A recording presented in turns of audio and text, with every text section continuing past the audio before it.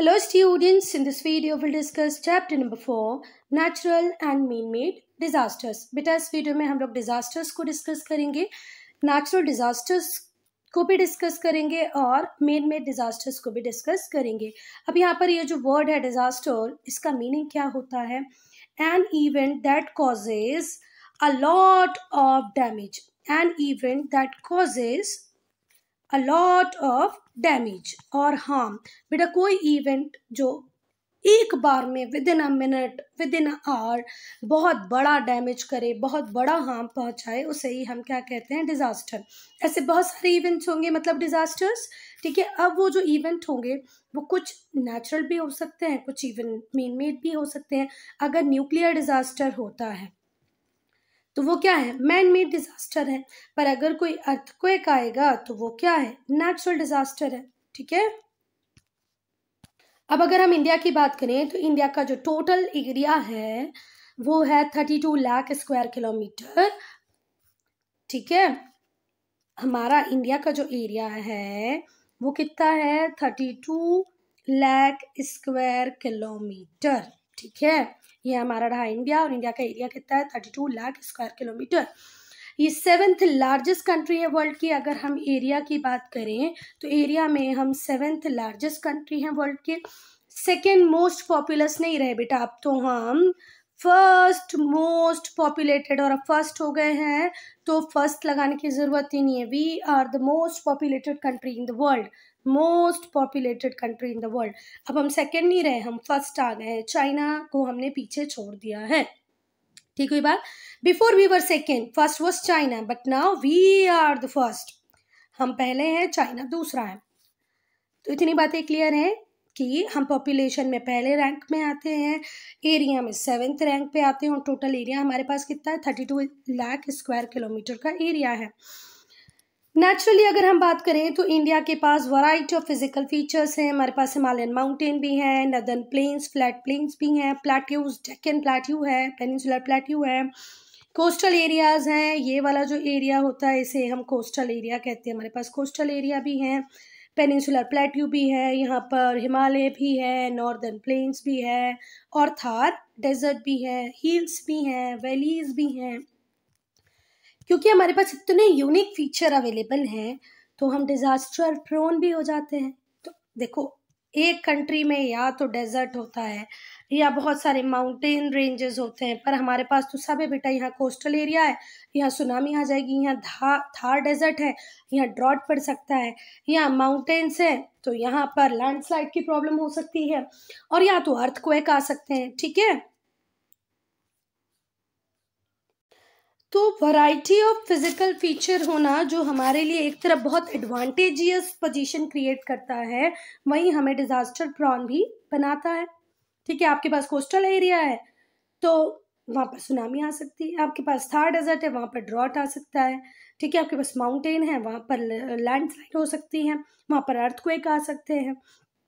The 3 major destructive hazards, flood, cyclone, earthquake. या तो earthquake आएगा या फ्लड आएगी या साइक्लोन आएगा. ये 3 मेजर डिस्ट्रक्टिव हैजार्ड्स होते हैं जो फ्रिक्वेंटली इंडिया को कहीं ना कहीं किसी एरिया में जरूर हिट करते हैं. हमारी जो कंट्री है वो हर साल इन डिजास्टर्स को फेस करती ही करती है. तो भाई हमारी कंट्री किसी ईयर में ड्रॉट देख लेती है, किसी में फ्लड देख लेती है, किसी में साइक्लोन, किसी में अर्थक्वेक. तो ये हम कंटिन्यूसली फेस करते ही हैं. Our country face the spectre of such disaster every year. हर साल हम कुछ ना कुछ तो इसमें से फेस करते ही हैं. ये जो वर्ड है स्पेक्टर, इसका मतलब होता है आगामी संकट या संकट, मतलब जो प्रॉब्लम क्रिएट कर पाए हमारी लाइफ में. Now disaster. बेटा अब डिजास्टर को बहुत ध्यान से पढ़ना क्योंकि यहाँ पे 2 मार्क का क्वेश्चन बनता है. What do you mean by disaster? ठीक है, तो यहाँ पर आप अच्छे से लर्न कर लेंगे. What do you mean by disaster, 2 mark का क्वेश्चन है. ठीक है, डिजास्टर सडन कैलामाइटस इवेंट होते हैं. कैसे इवेंट होते हैं disaster? Sudden calamitous event. Sudden का मतलब होता है अचानक, अचानक आने वाले. कैलामाइटस का मतलब होता है नुकसान देह. ठीक है, जिससे बहुत अमाउंट में हमें डैमेज हो, लॉस हो. तो डिजास्टर सडन कैलामाइटस इवेंट हैं जो सीरियसली डिसरप्ट करते हैं फंक्शनिंग ऑफ सोसाइटी। हमारी सोसाइटी के फंक्शनिंग को सीरियसली सीवियरली डिसरप्ट करने वाले सडन कैलामाइटस इवेंट को हम डिजास्टर कहते हैं। फिर से एक बार में ध्यान से सुनो, वो सारे इवेंट जो सोसाइटी की फंक्शनिंग को सीरियसली डिसरप्ट कर दें, वो सडन हो, कैलामाइटस होंगे, इन्हें ही हम क्या कहेंगे? डिजास्टर्स। ठीक है बात, डिजास्टर सडन कैलामाइटस इवेंट होते हैं जो सोसाइटी की फंक्शनिंग को डिसरप्ट कर देते हैं। इससे ह्यूमन लॉस भी होता है, मटेरियल लॉस भी होता है, इकोनॉमिक ग्रोथ भी रुक जाती है, एनवायरमेंट डैमेज भी होता है। ठीक है, that exceeds the societies ability, और सोसाइटी के पास अपने इतने रिसोर्सेज नहीं होते कि खुद से इन लॉसेस को रिकवर कर ले। ठीक है, देखो भाई, पहले तो हमने पढ़ लिया कि जो डिजास्टर है वो सडन कैलामाइटस इवेंट है जो सोसाइटी के की फंक्शनिंग को डिसरप्ट करते हैं।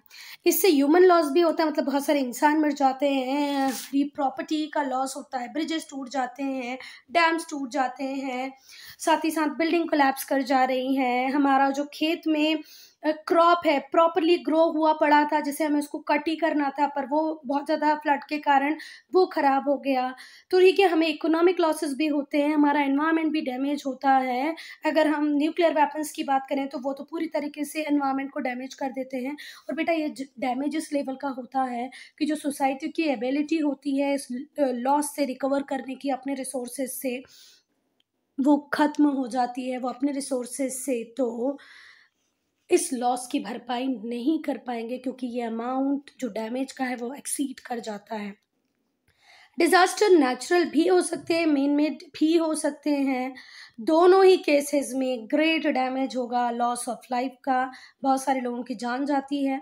It is accompanied by loss of livelihood. बेटा आप जैसे कि सपोज करो कहीं पर फ्लड आई हुई है, ठीक है, पूरे सिटी में पूरे विलेज में फ्लड है, तो वो लोग बेटा जो रोज का कमाते हैं, रोज का खाते हैं, रोज मजदूरी करते हैं, उसके बाद उन्हें at the end of the day कुछ पैसा मिलता है जिससे उनके दूसरे दिन का खाना चलता है। तो बेटा फ्लड आ गई है, सारे लोग अपने घर में हैं, रोड पे कोई है ही नहीं, हर जगह पानी पानी भरा हुआ है, तो क्या वो अब कमाने के लिए जा सकते हैं? बिल्कुल नहीं जा सकते, तो उनकी तो लाइवलीहुड भी खत्म हो जाती है। ठीक है, अब एक किसान था जिसके खेतों में पानी भर गया है, उसकी क्रॉप पूरी तरह डैमेज हो गई, तो उसकी भी लाइवलीहुड का लॉस हो गया ना, उस पर्टिकुलर क्रॉप का तो उसे कुछ पैसा मिलने वाला नहीं है। तो बहुत ज़्यादा ध्यान से पढ़ना कि भले ही डिजास्टर नेचुरल हो या मैन मेड हो, इससे जो लॉस होगा वो बहुत बड़े लेवल पे होता है। लोग उस टाइम तो लॉस को सफ़र करते ही हैं, साथ ही साथ उनकी लाइवलीहुड, उनके कमाने का जरिया खत्म हो जाता है। और property causing great human suffering. बेटा आज जो मिडिल क्लास व्यक्ति होता है पूरे लाइफ कमाने के बाद मुश्किल से एक घर बना पाता है, थोड़ी बहुत प्रॉपर्टी इकट्ठी कर पाता है, ठीक है, पर फ्लड, अर्थक्वेक, साइक्लोन, ये ऐसी चीज़ें हैं जो एक बार में आपके घर को ख़त्म करके जा सकती हैं, आपकी प्रॉपर्टी को ख़त्म करके जा सकती हैं। तो कुछ पर्टिकुलर डेफिनेट एरिया में तो बच्चा ह्यूमन सफरिंग और बढ़ जाती है क्योंकि उन्होंने पूरा जीवन जो कमाया था, जो अर्न किया था, उससे प्रॉपर्टी बनाई थी, और फ्लड ने, साइक्लोन ने उस प्रॉपर्टी को, अर्थक्वेक ने पूरी तरह खत्म कर दिया है। Now type of disasters, natural disasters भी होते हैं, मैन मेड भी होते हैं। नेचुरल डिजास्टर को कैसे डिफाइन करोगे? वो डिजास्टर्स जिनका कारण नेचर हो, वो नेचुरल डिजास्टर है। वो डिजास्टर्स जिनका रीजन ह्यूमन एक्टिविटीज या ह्यूमन इग्नोरेंस हो, या तो हमने इंटेंशनली कुछ किया हो या हम इग्नोर हो कि भाई मेरे ऐसे करने से इस एरिया में इतना बड़ा डैमेज हो सकता है, ठीक है, या मेरे इस काम को करने से इतना बड़ा कोई लॉस हो सकता है। जब ह्यूमन इग्नोरेंस की वजह से या ह्यूमन एक्टिविटीज़ की वजह से कोई लॉस होगा तो उसे हम मैन मेड डिज़ास्टर कहेंगे। अगर हम नेचुरल डिज़ास्टर की बात करें तो नेचुरल डिज़ास्टर में आएगा फ्लड, अर्थक्वेक, अर्थक्वेक मतलब भूकंप, फ्लड मतलब बाढ़, लैंडस्लाइड, भूस्खलन, ज़मीन का अंदर की तरफ खसक जाना, ड्रॉट मतलब सूखा पड़ना, लीकेज ऑफ टॉक्सिक गैसेस के लीकेज हो जाए, एक्सप्लोजन हो जाए, पॉल्यूशन तो हम कर ही रहे हैं, डैम फेल कर जाए, या वॉर, जब दो कंट्री आपस में वॉर करती है ना बेटा, तो भी बहुत मैसिव लेवल पे डिजास्टर होता है। जैसे अभी रशिया यूक्रेन वॉर में कितने लॉसेस हुए। इफेक्ट ऑफ डिजास्टर की बात करेंगे तो ये नॉर्मल फंक्शनिंग जो होती है उस पर्टिकुलर प्लेस की, उसे पूरी तरह डिसरप्ट कर देते हैं। ठीक है, अब बेटा यहाँ पर ये जो वर्ड है डिसरप्ट, इस डिसरप्ट का मीनिंग होता है विघ्न डालना, किसी काम को जो होना चाहिए उसे ना होने देना। ठीक है, तो it disrupts the normal functioning of place, उस पर्टिकुलर प्लेस की जो नॉर्मल फंक्शनिंग है उसे रोक देते हैं। बहुत ज़्यादा नंबर में लोग इस पर्टिकुलर डिजास्टर से, भले वो अर्थक्वेक हो, फ्लड हो, साइक्लोन हो, से अफेक्ट कर जाते हैं, है ना। देखो फ्लड आएगी तो एक दो लोगों के लिए तो सिर्फ लॉस नहीं होगा, बहुत सारे लोगों के लिए लॉस होगा। अर्थक्वेक किसी एरिया में आएगा तो बहुत सारे लोगों को एक साथ में डैमेज करेगा, ठीक है, हार्म पहुंचाएगा। So a large number of people get affected by it, then it leads to large scale loss of life and property. Large scale पे ह्यूमन लाइफ का लॉस होगा, प्रॉपर्टी का लॉस होगा। ये कम्युनिटी को इस तरीके से इफेक्ट करेगा बच्चा कि एक्सटर्नल एड की रिक्वायरमेंट होगी। मेरी पूरी इनकम जो मेरे पास थी उसे, सपोज करो मैंने अपना घर बना लिया और अर्थक्वेक से अब वो घर पूरी तरह टूट गया है, ठीक है, आसपास के जो लोग थे वो भी बहुत ज़्यादा परेशान हैं। अब बेटा ये लोग आपस में मिलके भी कुछ नहीं कर पाएंगे क्योंकि इनकी तो पूरी प्रॉपर्टी, लाइवलीहुड सबका लॉस हो गया है, तो इन्हें एक्सटर्नल एड की ज़रूरत पड़ेगी, बाहर से कोई व्यक्ति आए और इन्हें मदद करे।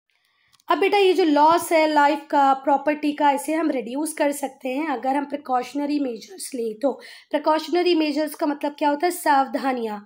अगर हम थोड़ी सी सावधानियाँ ले लें, थोड़ा सा सावधान हो जाएं, तो हाँ हम बेटा ये जो हमारे इंसानों की जाने जा रही हैं, हमारे जानवरों की जाने जा रही हैं, हमारे जो प्रॉपर्टी का लॉस हो रहा है उसे कम कर सकते हैं। कोई भी हैजार्ड डिजास्टर कब बनता है, जब आपके पास सुटेबल प्रिकॉशनरी मेजर्स ना हो। अगर आपके पास सुटेबल प्रिकॉशनरी मेजर्स मतलब बराबर सावधानियां आपके पास होंगी तो वो डिजास्टर बन ही नहीं पाएगा, सिर्फ हैजार्ड रहेगा। जैसे बेटा जब अभी हमने 3 साल पहले तो, अब हम एक एग्जाम्पल देखेंगे बेटा। जैसे हम सबको पता है कि असम में हर साल बाढ़ आती है। अब हर साल बाढ़ आती है तो ऐसा तो नहीं है कि वो इंसानों को डैमेज करेगी तो प्लांट को नहीं करेगी, प्लांट को करेगी तो एनिमल को नहीं करेगी, एनिमल प्लांट को नहीं कर रही है तो हाउसेस को करेगी। बेटा फ्लड आएगी तो इन सबको वो एक साथ में डैमेज करेगी, क्या आपका घर, क्या आपके कैटल्स, क्या आपका लाइवलीहुड। तो जब बेटा फ्लड आती है और हर साल ही आ रही है असम में, तो हम लोगों को थोड़ा सा प्रिपेयर नहीं रहना चाहिए कि असम के लोगों को, असम की गवर्नमेंट को, असम की स्टेट गवर्नमेंट को प्रॉपर एवाक्यूएशन प्लान तैयार करना चाहिए कि फ्लड अगर आ भी गई तो हम लोगों को कैसे रिलोकेट करेंगे। इनका जो मेट्रोलॉजिकल डिपार्टमेंट है उसको थोड़ा सा और ज़्यादा अलर्ट रहना चाहिए कि फ्लड के पहले वो बता दे कि भाई हो सकता है आने वाले 4 दिनों में, 5 दिनों में फ्लड आ सकती है। तो असम की गवर्नमेंट, असम के जो लोग हैं, इंडिविजुअल्स हैं, उन्हें थोड़ा सा सावधान रहना चाहिए क्योंकि जब फ्लड आती है तो वो क्रॉप को ख़राब करती है, घर को तोड़ देती है, एनिमल्स लाइफ का लॉस होता है, प्लांट को लॉस होता है। ये लॉस कम किया जा सकता है जब लोग रिलोकेट हो जाएं टाइमली, कहाँ से, फ्लड प्रॉन एरिया जहाँ बाढ़ आने वाली है वहाँ से निकल कर आप सेफर लोकेशन में पहुँच जाएं, ठीक है। ड्यूरिंग रेनी सीजन, जब बारिश हो तो आप फ्लड प्रॉन एरिया से, जहाँ पर फ्लड आने वाली है या आती ही है, वहाँ से निकल के सेफ प्लेस पे पहुँच जाए तो उनकी लाइफ बच जाएगी, ठीक है। Hence we certainly need disaster management in flood prone area. Flood prone area में हमें क्या चाहिए, डिजास्टर मैनेजमेंट चाहिए, ठीक है। चलो अब हम पढ़ेंगे डिजास्टर मैनेजमेंट। डिजास्टर हमने पढ़ लिया, जो इवेंट होगा वो सडन होगा, कैलेमाइटस होगा, सोसाइटी की फंक्शनिंग को डिसरप्ट कर देगा, ये हमने पढ़ा डिजास्टर। पर अब इसको मैनेज कैसे कर सकते हैं, कैसे जो लॉस होने वाला है उसको कम से कम कर दें, उसी को हम पढ़ेंगे डिजास्टर मैनेजमेंट में। तो इस डिजास्टर मैनेजमेंट में क्या किया जाता है बच्चा, बहुत सारी स्टेप्स ली जाती हैं जिन स्टेप्स के थ्रू डिजास्टर का जो इम्पैक्ट है उसे कम किया जा सके। ये series of different safety measures होते हैं, अलग अलग सेफ्टी मेजर्स लिए जाएंगे सीरीज में जो पैरेलल चलेंगे, रादर देन इन सीक्वेंस में चलने से बेटर है कि ये जो डिजास्टर मैनेजमेंट के जो मेजर्स हैं वो कैसे चलते हैं, पैरेलल चलते हैं। और pre and post disaster, pre disaster post disaster हमें क्या क्या करना है वो बातों का ध्यान रखना बहुत ज़रूरी है। अब फ्लड आने वाली तो हम उस चीज़ के लिए प्रिपेयर नहीं रहे कि फ्लड आएगी तो हम लोगों को ऐसे बचाएंगे वैसे बचाएंगे, पहले ही आप प्रिपेयर रहो कि हम क्या बहुत सारी कैनाल्स बना सकते हैं कि जो फ्लड का पानी है वो फ्लड बने ही ना, रिवर वाटर फ्लड आने के पहले ही चैनलाइज हो जाए। देखो ये रही रिवर, अब ये रिवर है, मुझे पता है कि हर साल इसमें फ्लड आती है, तो हम यहाँ पर क्या बहुत सारी कैनाल्स डिग कर सकते हैं कि इस रिवर का वाटर फ्लड वाटर में कभी कन्वर्ट ही ना हो, ज़्यादा पानी हो जाए तो इन कैनाल्स के थ्रू वो कहीं बाहर निकल जाए। तो हमें प्री प्लान भी करना है बेटा और पोस्ट प्लान भी करना है। तो फिर से ध्यान से सुनो, जो डिज़ास्टर मैनेजमेंट है उसमें सेफ्टी मेजर्स लिए जाते हैं सीरीज़ में, जो एक दूसरे के साथ ही चलते हैं, सीक्वेंस में नहीं चलते हैं कि पहले मैं ये करूँगा फिर ये करूँगा फिर ये करूँगा। आप प्री और पोस्ट डिजास्टर्स के लिए एक साथ में तैयार। अब बेटा नेक्स्ट क्वेश्चन यहाँ से पूछा जा सकता है कि what disaster management comprises of, क्या क्या होता है डिजास्टर मैनेजमेंट में, तो आप बताना। पहला point disaster prevention, second point mitigation measures, third point response and recovery from dangerous situation. तो ये 4 स्टेप्स हमें लेनी है, पहले डिजास्टर प्रिवेंशन, दूसरा 4 नहीं 3 मिटिगेशन मेजर्स, तीसरा response and recovery from dangerous situation. Then all these heads of disaster management, जितने भी ये हेड है डिजास्टर मैनेजमेंट के, भले डिजास्टर प्रिवेंशन हो, मिटिगेशन मेजर्स हो, रेस्पॉन्स और रिकवरी हो, depend upon the nature of hazard, ये हैजार्ड की नेचर पे डिपेंड करेंगी कि वो कौन सी सोसाइटी है जो बहुत ज़्यादा वल्नरेबल है, वो कौन सी कम्युनिटी है वो जो ज़्यादा इसके अफेक्ट में आने वाली है। इन सब के बेसिस पे हम काम करना स्टार्ट करेंगे। तो देखो क्या क्या करना है आपको डिजास्टर मैनेजमेंट के अंदर।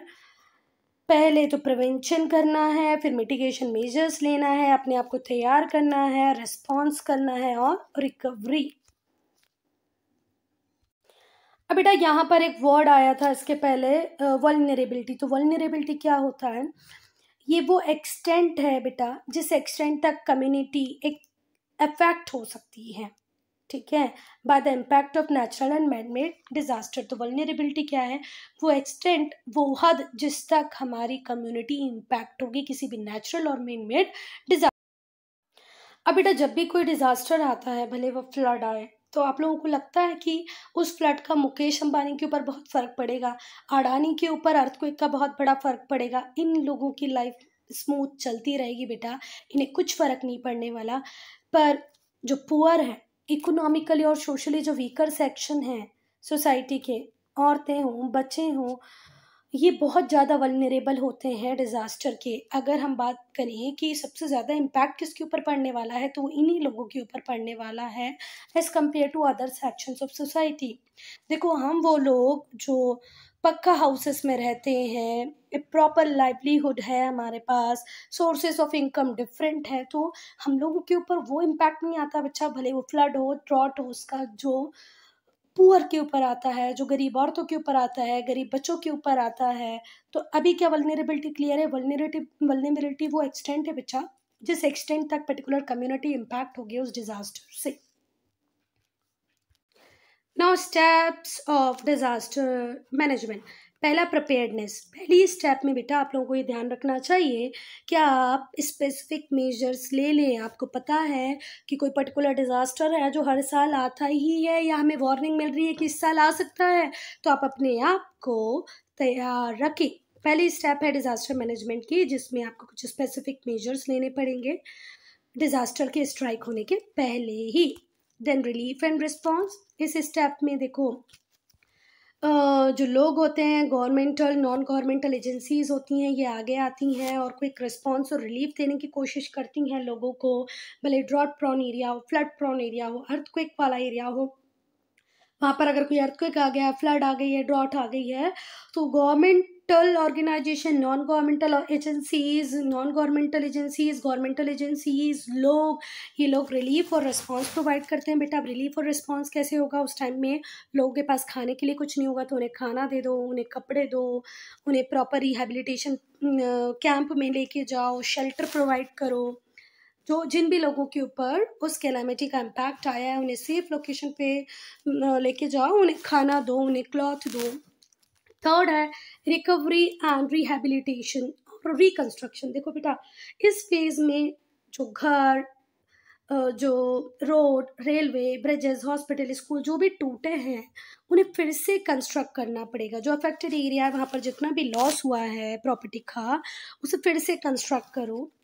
सम employment opportunities are also provided to them. अब बेटा ऑब्वियसली बात है कि अगर रोड बनेगा, डैम बनेगा, वापस से बिल्डिंग बनेगी, स्कूल बनेंगे, हॉस्पिटल्स बनेंगे, तो एम्प्लॉयमेंट अपॉर्चुनिटी तो जनरेट होगी। और अगर इन एम्प्लॉयमेंट अपॉर्चुनिटीज़ के अलावा भी कोई एम्प्लॉयमेंट चाहिए तो गवर्नमेंट का काम है कि उन्हें जल्दी जल्दी वो लोग जो अफेक्टेड एरिया के थे उन्हें एम्प्लॉयमेंट प्रोवाइड कर दें।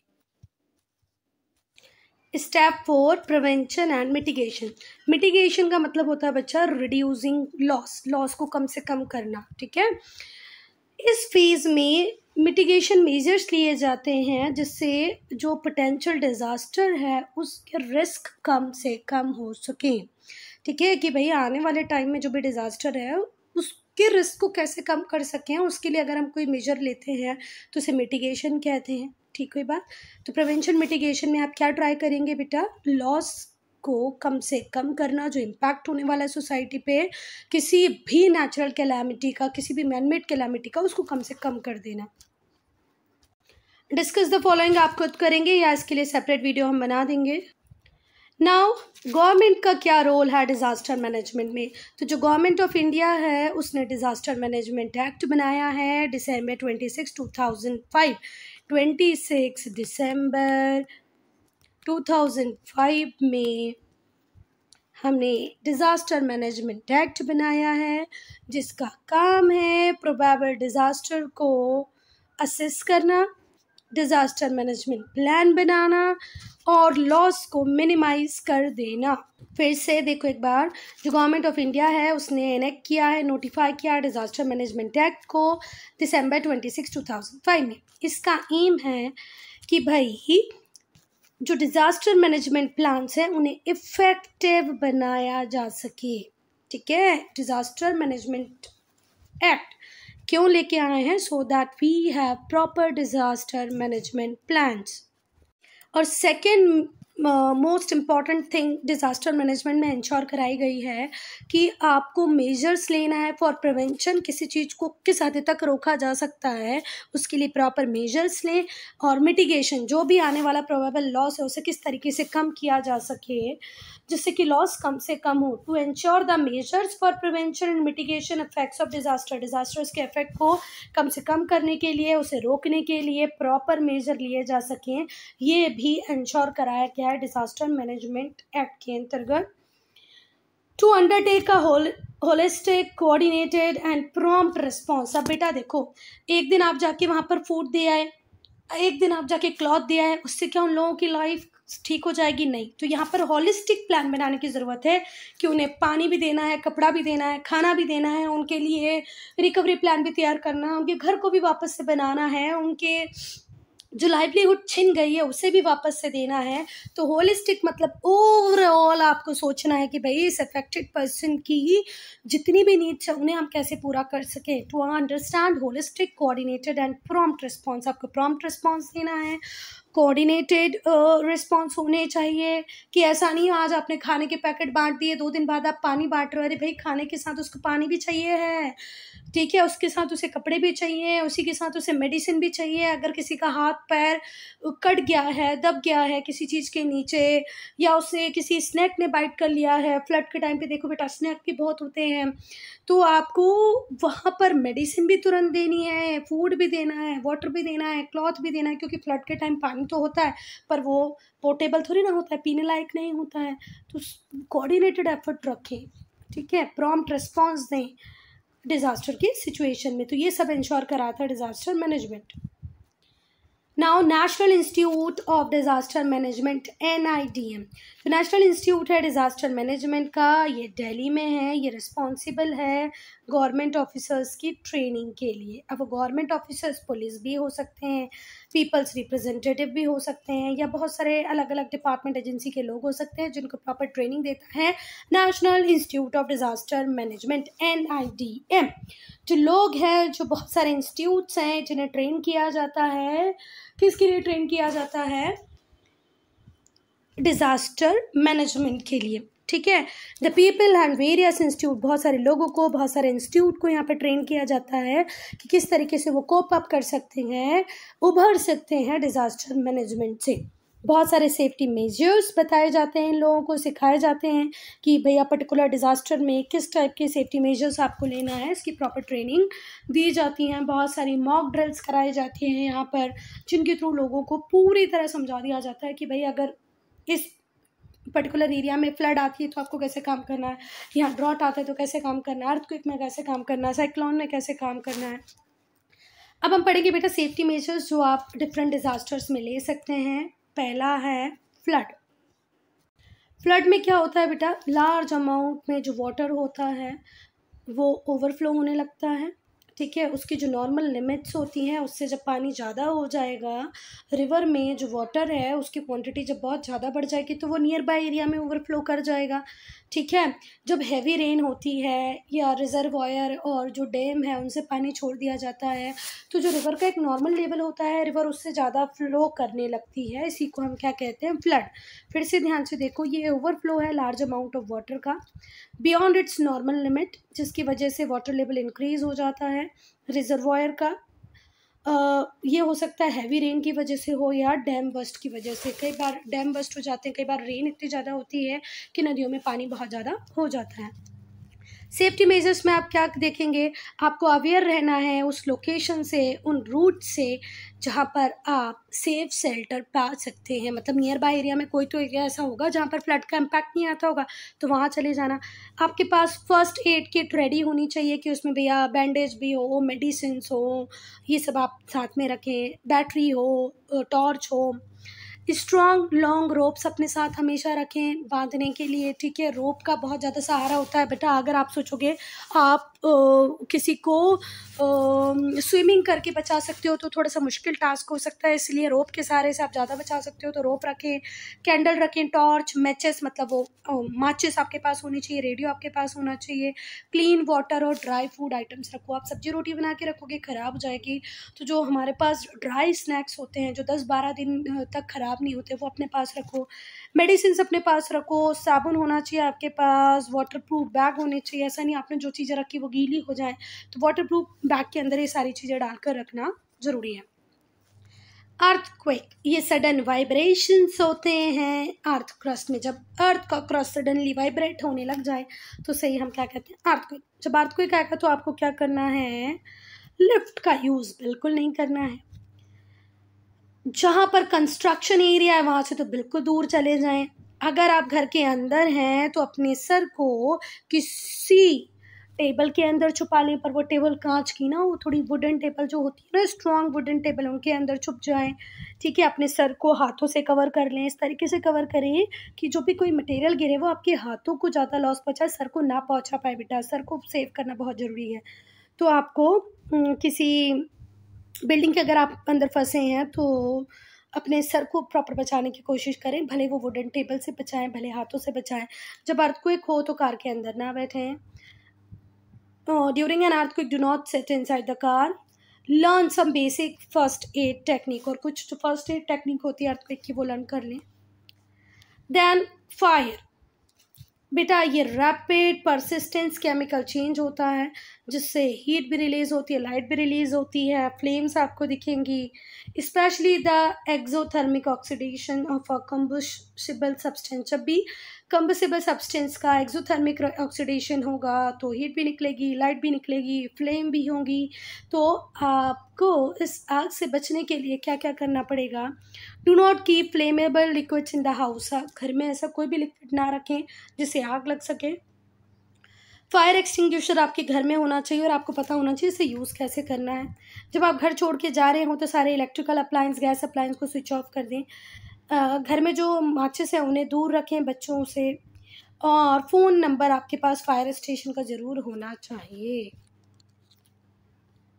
अब हम केस स्टडी देखेंगे कि भाई जब असम में फ्लड होती है तो क्या होता है।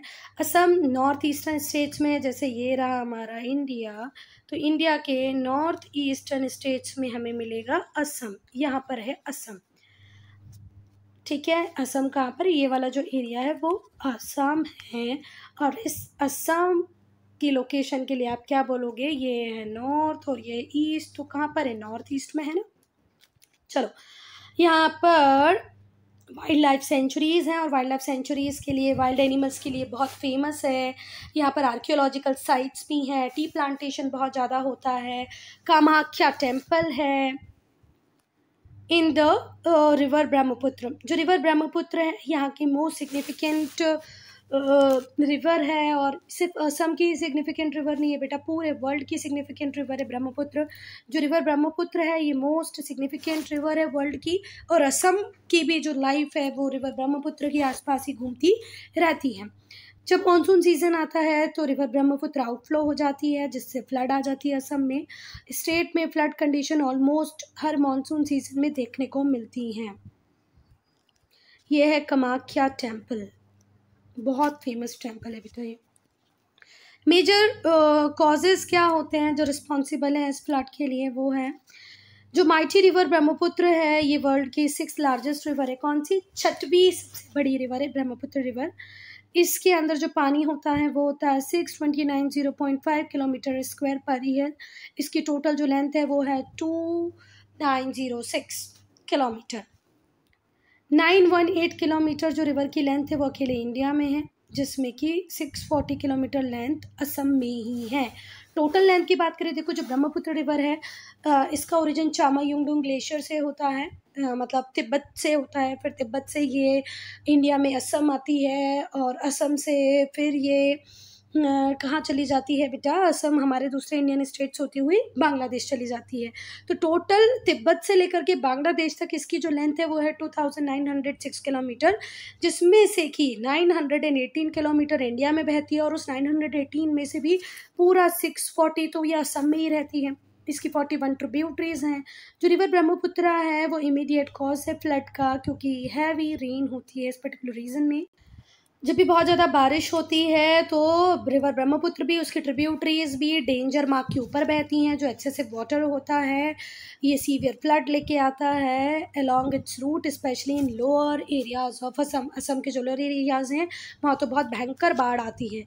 Geology and geomorphology of Assam, Assam की जो जियोलॉजी है, जियोमॉर्फोलॉजी है, उसकी वजह से भी यहाँ पर बाढ़ बहुत ज़्यादा आती है। अब यहाँ पर दो भारी भरकम वर्ड हैं बेटा, एक है जियोलॉजी, तो जियोलॉजी का मतलब होता है चट्टानें, जो पहाड़ वगैरह वहाँ पर हैं उनकी बात हो रही है। जियोमॉर्फोलॉजी का मतलब होता है फिजिकल फीचर, तो असम में जो पहाड़ हैं, पर्वत हैं, जो या दूसरे फिजिकल फीचर्स हैं, ये सब की वजह से भी यहाँ पर बाढ़ आती है। ड्रेनेज कंजेशन होता है due to man made embankment, मतलब इंसानों ने यहाँ पर बहुत सारे एम्बैंकमेंट बना रखे हैं, उस एम्बैंकमेंट की वजह से ड्रेनेज कंजेशन हो जाता है। ये जो एम्बैंकमेंट हमने बना रखी थी, हमने हमारी सेफ्टी के लिए बना रखे थे, पर ये सेफ्टी से ज़्यादा हमें लॉस दे रहे हैं, तो ड्रेनेज कंजेशन हो जाता है, पानी बाहर की तरफ निकल ही नहीं पा रहा है, क्योंकि मैन मेड एम्बैंकमेंट्स वहाँ पर बहुत बने हुए हैं। Human encroachment of riverine areas of Assam, अब देखो वो एरियाज बेटा जहाँ पर नदियाँ बहती ही थी, अगर आप वहाँ जाके घर बना लोगे तो ऑब्वियसली बात है नदी अपना रास्ता थोड़ी छोड़ेगी। आपकी गलती है कि आपने वहाँ जाके घर बना लिया है, तो बस आपको भुगतना पड़ेगा। इससे बेटर होता कि आप किसी दूसरे एरिया में घर बना लेते। तो ये जो ह्यूमन एनक्रोचमेंट हुआ है रिवराइन एरियाज में, ये गलत है।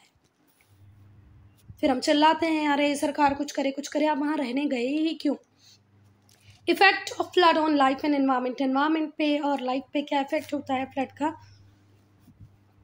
घर और दूसरे कंस्ट्रक्टेड एरिया पूरी तरह डैमेज हो जाते हैं। बोट्स, जो डिफरेंट फिशिंग इक्विपमेंट्स होते हैं वो लॉस्ट हो जाते हैं कोस्टल एरियाज़ में। बहुत सारे जो लोग होते हैं उनके जो लाइव स्टॉक होते हैं वो बाढ़ में डूब जाते हैं।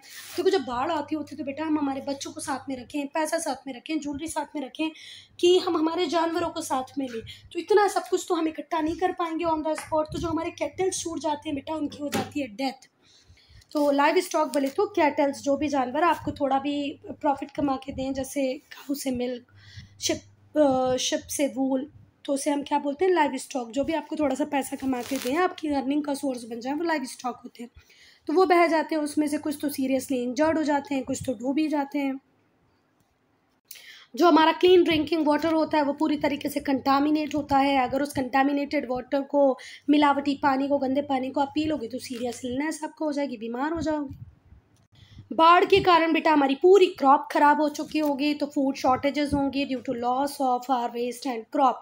जो क्रॉप आप ग्रो कर पाते हैं उस पर्टिकुलर सीजन में वो ग्रो नहीं कर पाओगे। जो हमारी फसल कटने के लिए खड़ी थी, पूरी रेडी थी, उसको आप हार्वेस्ट नहीं कर पाओगे। तो फूड शॉर्टेजेस तो होना बिल्कुल लाजमी है। देन जो फ्लड है वो सॉइल की फर्टिलिटी को भी इम्पैक्ट देती है, क्योंकि जो टॉप सॉइल होती है, जो सबसे ज़्यादा फर्टाइल होती है, जिसमें ह्यूमस होता है, वो तो फ्लोइंग वाटर अपने साथ एरोड करके ले जाएगा। देन यहाँ पर होता है आपका चैप्टर खत्म। क्लियर है? So I'm ending this video here only. If you have any doubt, any problem, do write in comment section. Okay.